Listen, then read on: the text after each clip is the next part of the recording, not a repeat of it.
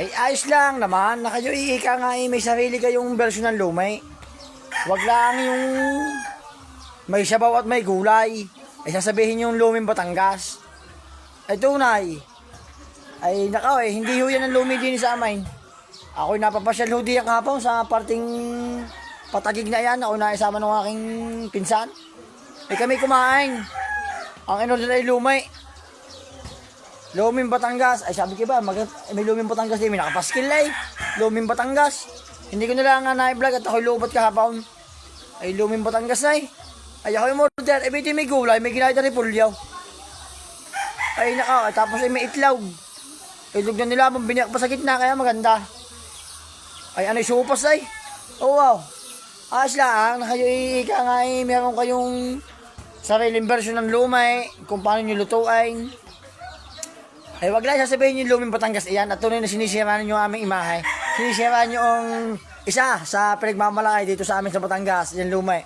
Ay sinisira ninyo pagdating sa parting kamay nila ang dekalidad ng aming lumay dito sa amin. Oh, wow. Ang lumay din ang topping sa mga ulam. Hindi yung mga gulay na yan. Oh, tapos lalagyan yung sabaw. Ay nako, di mami yan, mamay. Hindi yan lumay, mami. Oh wow, may tinatar na gulay. Tapos ay may pansay, tapos nilagyan mo ng sabaw, may itlog.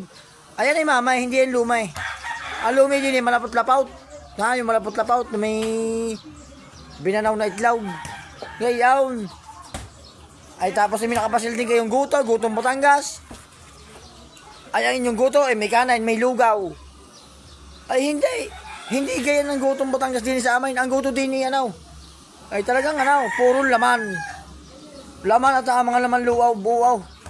Kung napapanood mo yung kay Kuya Oliver na guto, yaw, ganyan ang guto sa Batangas. Hindi yang. Ang guto may kuwan, may lugaw.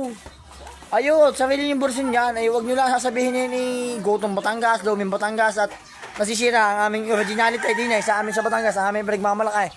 Isa sa pinagmamalaking pagkain din sa amin. Ayun lang, so magay na una. Pero kung kahapon ako hindi lubat, ay siya. Ay mapapabalag tayo ng kung husay diya sa parting Tagaig na yan. Diya sa may C5. Oo, ay lubat ay. Inabot ang lubat ng cellphone. Ayun lang. So magay na-istorya ko lang sa inyo. Kaya kailangan niya huwag basta-basta gagamitin ang pangalan Luming Batangas. Kung hindi naman ika nga akma sa inyong tinitindahan. Ayun lang. Magandang umaga sa inyo.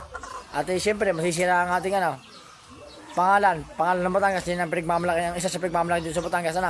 Yun lang, magandang umaga.